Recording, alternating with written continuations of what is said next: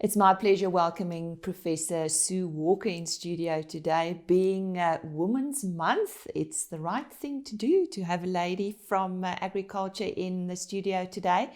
She's or was or is still a agrometeorologist, if I've got that correct, and she's used to be with the ARC, but we'll find out what she's busy with these days. Sue, lovely having you in studio. Thank you for joining us. Thank you, Lisa. Yes, good to be here. Where did your interest in climate and the environment start? Well, when I was a child, my father was always measuring the rainfall with a old copper rain gauge, and my mother loved the gardening and wildlife. So also my geography teachers, they were really helping me to be interested in climate and how it affected. But some of my own experience was that when I walked to the bus on our side of the village, there was mist, so I had to have a raincoat and everything. But by the time I got to school, it was dry and the sun was shining, and that really fascinated me. Why was it different, such a short distance away from each other? Mm-hmm. And what doors did studying the environment and climate change open for you? Well, I've visited more than 70 countries in the last 40 years, so for me, that's just wonderful to be able to travel and so also be able to interact with the students. I think that really helps to keep me young, and I've had PhD students, only 6 from South Africa, but 12 from other countries in Africa, and also 2 from Asian countries. So you always have to go and visit their projects, and that's also been fun. So I really saw that I became a bridge across cultures. And then I also served on a couple of international committees representing South Africa. So for the World Meteorological Organization, and also for ICID, International Commission of Irrigation and Drainage. And so then representing the climate side and agrometeorology in those situations, yeah. Mm. What is one of the guiding principles you use for your research? I think one of the most important things is the saying that says, if you don't ask the right question, you don't get the right answer.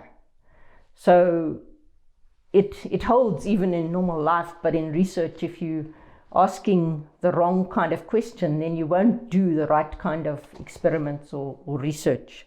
So that really helps me in most of my research. I guess the other one that I've lived by is the fact that failure is the back door to success. So, yeah, I mean, I failed Latin in Standard 6, but now I know the names of the plants, the crops in Latin, and who would know? Only God could have taught me those things. And I would rather employ somebody who maybe failed 1 or 2 classes, because that's built determination and perseverance in their life. And so they're probably a much better worker.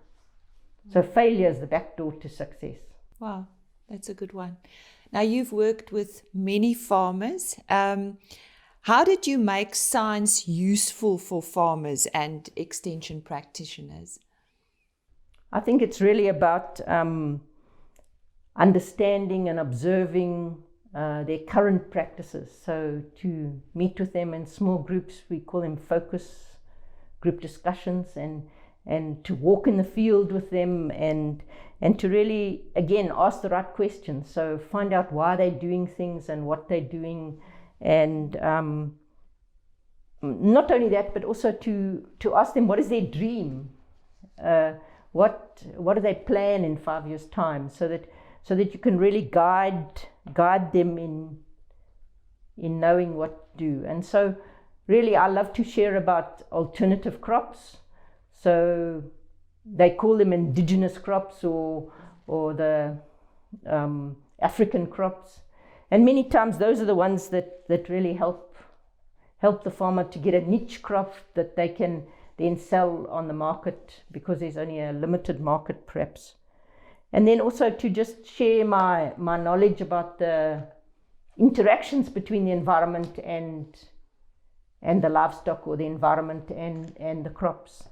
Because many times the farmers know some of those things, but they don't really understand the consequences always. And so you can help them to logic through some of those things. But I think one of the things that they respect you for is when you can say, no, wait, I don't really know the answer to this question, but I think I know who I can ask or where I can find it out. So really being that linkage, that intermediary for them to get some further information, I think that's also important. And just showing that nobody's perfect. Yeah, that's right. And then taking that information and making it into some kind of an agromet advisory or a service or a climate service or something. So using the climate information that we have at the ARC and from the South African Weather Service, and being able to add that agricultural value and then make a tailored forecast for them so that you're helping them to make the decisions on the farm. Now, you mentioned earlier that you traveled the world, if I could call it that. You've worked with farmers in different countries. Where and what did you learn from that? Yeah, I have many stories, but there's not time for all of those. But maybe some of my best memories are in Majika villages near to Monzi in Zambia. And I had a PhD student who was working there, actually two. And so we visited those villages often. And just knowing that God had sent me there for more than just agriculture. So on one occasion they arrived at the bakkie, and then they greeted me, and we like danced all the way to the big tree where the meeting would be. And one lady kept greeting me in English.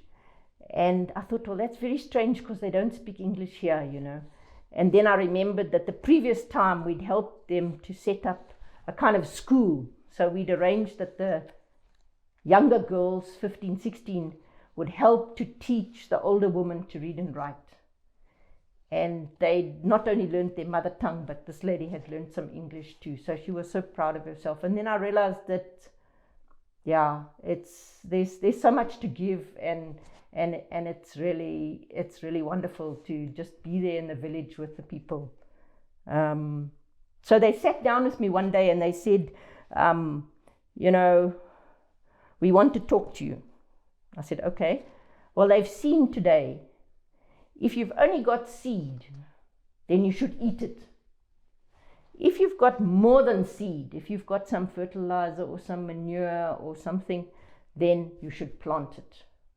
And I thought it was just such a good wisdom, almost even what God gives us in the scriptures, that if you plant a seed, it will bear much fruit. And this is what they were saying about how their agricultural systems were. Sue, we have to say goodbye, unfortunately. What are you doing these days? You used to be with the ARC, as I mentioned. No, I'm still with ARC. I'm on a retiree contract for some part-time, because I have some projects that are still ongoing. One is a WRC project, and we're working on the water, energy, food nexus. So looking at the interrelations between that in the Nkamati Osuthu catchment in Mpumalanga. And so there's several PhD students working on that also. And I'm also busy finalizing another project that's funded by GIZ. And that's for training of extension officers in climate smart agriculture. And so we've trained 100 extension officers in 3 provinces, and it's been very exciting. It's wonderful to see them learning and seeing how they can apply it in their real work. And of course, then I'm traveling 1 week in South Africa, somewhere else, not in Pretoria. Right. And I'm making my marmalade. She's making her marmalade. That's there right. We are. Sue, thank you very much. Thank you. And that was Professor Sue Walker from the ARC, and she is an agro-meteorologist.